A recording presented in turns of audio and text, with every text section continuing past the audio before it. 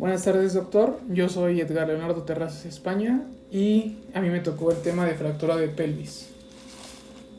Ahora, primero vamos a dar un pequeño repaso anatómico sobre este tipo de estructura. Lo que debemos de saber, aquí como lo tenemos en las imágenes, pues realmente la pelvis es la parte baja del tronco, consta de la cintura pélvica y el periné, y contiene a los órganos urinarios y reproductivos. También podemos decir que esta se puede dividir en dos regiones anatómicas diferentes entre sí. Estas son lo que viene siendo la cintura pélvica y también tenemos la columna vertebral a nivel de la pelvis. Ahora, la cintura pélvica, pues también conocida como hueso coxal, como lo tenemos en la imagen, está conformada por la fusión de tres huesos, que viene siendo el ilion, el isquion y el pubis. Y pues la columna vertebral a nivel de la pelvis, por su parte corresponde a la porción posterior de la misma, como lo tenemos aquí, en la imagen del lado derecho. Y pues esta básicamente se encuentra por debajo de la columna lumbar y está constituida por el sacro y el coxis. Los dos huesos pélvicos pues están conectados anteriormente por la sínfisis del pubis, mientras que la posterior se articulan con la columna vertebral a nivel de la pelvis para conformar las articulaciones sacroiliacas, que ahorita lo vamos a estar mencionando. Ahora, en esta diapositiva pues tenemos las articulaciones. Realmente los huesos de la pelvis están unidos entre sí mediante dos articulaciones principales de la misma zona, que viene siendo la sínfisis de pubis y la articulación sacroiliaca, y estas van a ser reforzadas por los músculos de la pelvis, como lo podemos ver aquí en las imágenes. Ahora, en la articulación sacroiliaca, tenemos que la participación de los ligamentos sacroiliaco anterior derecho y el ligamento sacroespinoso derecho, así como el ligamento sacrotuberoso derecho, como en la imagen de la izquierda. Y pues también tenemos el ligamento iliolombar, el ligamento sacroiliaco posterior y el ligamento sacrotuberal. Y en la imagen de la derecha lo tenemos marcado de color azul más claro, y al mismo tiempo tenemos de color verde el ligamento sacroiliaco posterior. Pues esa es la articulación sacroiliaca.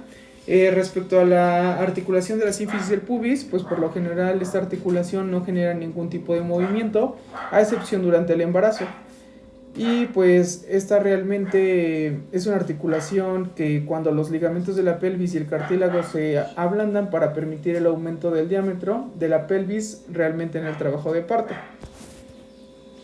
Ahora vamos a mencionar algunos ligamentos, pues son los que tenemos aquí en la articulación de la sínfisis del pubis: el ligamento superior del pubis, la sínfisis del pubis, marcado en rosa, el disco interpúbico con la cavidad central, y también tenemos en la parte inferior pues el ligamento inferior del pubis. Ahora, respecto a sus funciones, pues la pelvis juega un papel sumamente importante en varias funciones del cuerpo humano. Para comenzar, pues se encarga de soportar todo el peso de la parte superior del cuerpo, y este nos va a proporcionar la estabilidad y nos va a transmitir dicho peso que tenemos en la parte del tronco hacia las extremidades inferiores. Esto permite que pues se desempeñen diferentes acciones, como por ejemplo el sentarse, el ponerse de pie y caminar. Asimismo, la pelvis pues va a albergar y proteger las vísceras abdominales y pélvicas, sirviendo como punto de origen e inserción de los músculos y los órganos reproductores. También, por último, pues podemos mencionar que no es menos importante, pero los huesos de la pelvis tienen la capacidad de proporcionar un entorno cómodo para el feto durante el embarazo. Ahora, respecto a las fracturas de pelvis, podemos decir que la integridad y estabilización del anillo pélvico pues es esencial para las funciones necesarias y estructurales para el cuerpo humano, y pues es por ello que debemos de tener mucho cuidado y debemos de ver ahora sí que el mecanismo de acción de este, y pues esto va a ser sumamente importante para que también no haya compromiso en esas estructuras que ya mencionamos. Respecto a nuestra epidemiología, tenemos que constituye del 3 al 8% de las fracturas, se produce por un trauma de alta energía, tenemos una mortalidad del 5 hasta el 50%, y esta más que nada se va a asociar con las lesiones concomitantes que se producen y que pueden ser vasculares, neurológica y de vísceras localizadas en esta misma zona. Por ejemplo, tenemos que el 60% de estas lesiones pues está asociado con un trauma craneal, el 70% es con un trauma torácico, 60% con trauma abdominal y 85% de las lesiones con extremidades inferiores. Ahora, respecto a nuestra etiología, pues van a causar por diferentes motivos, como lo que viene siendo las fracturas de alta energía, que es más que nada esto se ve en pacientes jóvenes, como accidentes de tráfico, ciertos deportes extremos, y y las inestables, perdón, que son las lesión de ligamentos sacroiliacos, y pues son básicamente lesiones asociadas a estructuras intrapélvicas. Es por eso que son muy aparatosas o muy difíciles de tratar. También tenemos caída en pacientes geriátricos. Ese es se va a tener un tratamiento conservador. Aquí podemos usar el uso de andador o bastones. También tenemos la osteoporosis, que básicamente va a ser pues ya por la edad. La insuficiencia del anillo pélvico, que es una de las más importantes, que se relaciona con las fracturas de alta energía. Ahora, aquí tenemos las lesiones incompletas estables y completas inestables, como lo podemos ver, y realmente el compromiso en el anillo pélvico, como se muestra en la imagen. Las lesiones traumáticas del anillo pelviano pues se clasifican de acuerdo con el grado de estabilidad residual del mismo anillo y pueden diferenciarse de formas completas en que el anillo se rompe en 2 puntos. Y pues las formas incompletas o parcelarias en las que el anillo no se interrumpe o solo se hace en un punto, como son las incompletas o estables. Ok, ahora traumatismos de alta energía de la pelvis, pues tenemos que el anillo se rompe en 2 puntos diametralmente opuestos. Entonces la pelvis se hace inestable en relación al resto de los elementos y se pueden desplazar, y pues de ahí su nombre, que es inestable, ¿no? Entonces aquí tenemos que realmente el mecanismo de producción de esta fractura pues tiene o se puede dar por 3 maneras, por el orden de dibujo como lo estamos viendo. Y pues el primero sería anteroposterior, luego sería lateral. Aquí es donde la pelvis tiende a cerrarse porque el ilíaco sufre un golpe que lo desplaza de la línea media. Por otro lado tenemos el vertical, o el último, que es el golpe de la rodilla, y iliana, que se va hacia arriba o caída desde una altura. Es por ejemplo algunos tipos de mecanismos de lesiones, ¿no? Por lo regular pues se va a suscitar en deportistas o en algunas personas que intentan el suicidio. Ahora, respecto a nuestra clasificación, pues tenemos la clasificación de Marvin-Tile.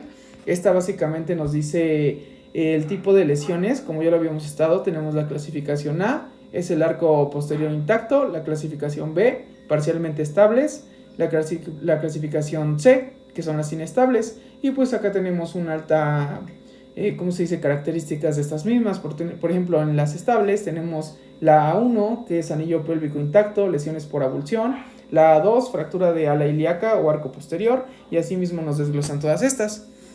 Ahora, siendo un poco más específicos, pues podemos hablar que la fractura tipo A, estas son las estables, no existe compromiso del anillo pélvico posterior, y pues tenemos la Tile 1, Tile 2 y Tile 3, donde la Tile 1, o Tile A1, perdón, sin compromiso del anillo pelviano, avulsiones de la espina ilíaca isquiática y de la cresta ilíaca, como lo podemos ver en las imágenes. Me gustaron mucho porque son muy didácticas y podemos ver qué zona está afectada. También tenemos la Tile A2, que es por ejemplo fractura del ala ilíaca sin desplazamiento de las ramas ilio y o isquiopubianas, y cuando son dos unilaterales pues va a ser A22, o cuando son bilaterales A23. Y por último la Tile A3, fracturas transversas del sacro o de coxis. Aquí tenemos las fracturas tipo B, que estas básicamente son parciales inestables. Aquí va a haber una lesión incompleta del anillo posterior, son grados variables de inestabilidad, y lo mismo que la pasada, tenemos Tile B1, Tile B2 y Tile B3. Y pues acá tienen sus características, siendo pues se va como que aumentando la intensidad de estas. Asimismo tenemos las fracturas tipo C, estas son realmente inestables y hay una disrupción completa de las estructuras óseas y ligamentosas del anillo posterior. Aquí pues tenemos la Tile C1, Tile C2, Tile C3, y realmente va a haber una fractura con mucho compromiso bilateral, o sobre todo pues con más estructuras dañadas, como lo podemos ver en las imágenes.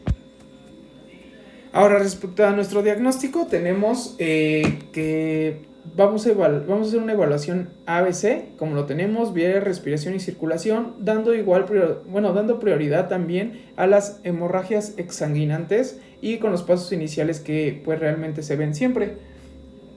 También te podemos hacer el examen de piel, Estas vamos a ver o a descartar erosiones, equimosis, heridas del periné, genitales, flancos. Bueno, debemos de checar los flancos, algún hematoma retroperitoneal que van a ser indicativos de alguna fractura o compromiso. También vamos a hacer pruebas de estabilidad que las vamos a ver más adelante. El tacto rectal y vaginal, pues hay que identificar las estructuras abiertas de la pelvis y algo muy importante, pues hay que checar cualquier sangrado rectal o vaginal. La radiografía simple lo vamos a utilizar para nuestro diagnóstico, es lo que más se usa en una proyección AP, proyección de entrada y proyección de salida, para identificar todas las estructuras. También en los estudios complementarios, pues tenemos la TAC, que vamos a definir el patrón de la fractura, y los politraumatismos. La arteriografía también, pero pues básicamente en pacientes hemodinámicamente inestables.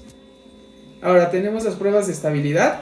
Aquí pues tenemos las espinas ilíacas anterosuperiores y la discrepancia de altura. Y acá vamos a hacer una rotación interna y externa, como lo vemos en las imágenes. Y pues realmente se hace agarrándolo de las partes de las espinas ilíacas y haciendo hacia adentro y hacia afuera, como lo estamos viendo. Y acá es muy importante que solo se va a realizar una vez y con una especial precaución, ya que hay un riesgo de inestabilidad del hematoma y aumentar la pérdida sanguínea. Entonces debemos de tener mucho cuidado aquí al realizarla. Ahora, la radiografía simple, como ya mencionamos, pues cómo se debería de ver. Una radiografía normal. Debemos de ver las últimas vértebras lumbares con sus respectivas apófisis transversas, el sacro centrado, siguiendo la línea de la apófisis espinosa, seguimos hasta la sífisis del pubis y sabemos que pues fue tomada correctamente. Identificamos las articulaciones sacroiliacas que se ven como dos líneas paralelas. Podemos realizar una valoración comparativa de los ilíacos y tenemos también la articulación coxofemoral, una simetría de los agujeros obturadores y la visualización completa del anillo pélvico. Así vamos a saber que es una radiografía a simple vista normal. Ahora, aquí podemos ver que en la radiografía simple pues tenemos la proyección AP, entrada y salida, donde realmente pues nos van a dar los desplazamientos anteriores y posteriores del sacro respecto al ilíaco y podemos ver cualquier anormalidad. También tenemos la salida, esta va a ser complementaria a entrada de ascensos o descensos del sacro respecto a la pelvis. Y acá tenemos otras imágenes donde podemos ver lo que ya mencionamos hace rato, pero todo lo contrario, ¿no? Por ejemplo, en la imagen de la izquierda, en la imagen A, tenemos una diástasis púbica por inestabilidad vertical. En la B tenemos una diástasis púbica por inestabilidad horizontal. Y en la C, una fractura de ramas. También en la D podemos ver la sínfisis trabada. O sea, se ven las estructuras totalmente pues anormales, ¿no? Como tratamiento, tenemos que las urgencias y definitivo. Es decir, en el tratamiento de urgencias, pues el objetivo es salvar la vida del paciente usando medidas generales y cirugía de urgente. Y acá tenemos un pequeño algoritmo que es, por ejemplo, lesión pélvica, reducción cerrada al ingreso, fijación externa, y esto lo vamos a ver como vendaje circunferencial de la pelvis o cinturón pélvico, fijador externo, pinza pélvica en C, pantalón neumático anti-shock. Ahora tenemos el control de la hemorragia y acá está el pajín pélvico o la arteriografía. El control de la contaminación, pues hay que reparar lesiones del tracto genitourinario rectal y desbridar el tejido necrótico en lesiones de partes blandas. Por otro lado tenemos el definitivo, que aquí vamos a tratar las lesiones pélvicas y evitar secuelas futuras. Este va a ser quirúrgico y conservador. Y tenemos ahora sí que pues, el resumen del manejo de estas mismas fracturas, donde por ejemplo cirugía sin fractura muy desplazada, tratamiento de lesión posterior, va a ser una cirugía si la fractura fue muy desplazada o de alto requerimiento funcional, ¿no? Entonces acá se los dejo. Por otro lado tenemos el tratamiento de urgencias que ya mencionamos, y acá debemos de priorizar mucho pues las medidas generales, ¿no? Determinar el agente causal, alto riesgo de shock, tenemos fuentes de tórax, abdomen, retroperitoneo, pelvis, evaluación del abdomen y debemos hacer una ecografía urgente, y a esto se le llama ECOFAST. Otra cosa muy importante es la estabilización externa. Tenemos la fijación precoz con la inmovilización del paciente, control del dolor y debemos delimitar el sangrado y evitar la inestabilidad. También tenemos la mayor estabilización provisional para el transporte de los pacientes, y acá vamos a favorecer la limitación de hemorragia intrapélvica. También tenemos pues la faja o cinturón pélvico, y pues acá realmente esto nos va a ayudar muchísimo porque realmente desde un ambiente prehospitalario podemos utilizar este tipo de cinturones, ¿no? Por otro lado tenemos el control de hemorragia. Aquí en esta tenemos que pues vamos a utilizar la arteriografía y la embolización, empaquetamiento pélvico o packing, y acá pues están las compresas en los espacios del sacro rectal y recto vesical, y pues también está la prevesical, persistencia o la ligadura arterial ilíaca externa. Por otro lado tenemos también el tratamiento definitivo, que es lo que habíamos estado hablando hace rato, que por ejemplo tenemos la clasificación de TAL de las lesiones del anillo pélvico, ya que esto nos va a ayudar pues a saber qué vamos a hacer o cómo se va a ir tratando, ¿no? Eso es lo que ya estábamos abordando hace ratito. Ahora, pasando a nuestras complicaciones, pues tenemos las complicaciones inmediatas, mediatas y tardías. En las inmediatas, pues tenemos la muerte por hemorragia incontrolable, el shock hipovolémico, lesiones vasculares, lesiones del aparato respiratorio o cardiovascular. También tenemos las lesiones craneoencefálicas, lesiones nerviosas, lesiones viscerales, como intestino, vejiga, uretra, etc. Y las fracturas abiertas. Y también tenemos las mediatas. Estas pues realmente está la muerte por sepsis o fallo multiórganos, tromboembolismo pulmonar, venoso o ambos. La necrosis de tejidos por aplastamiento, complicaciones secundarias de encamamiento e infecciones.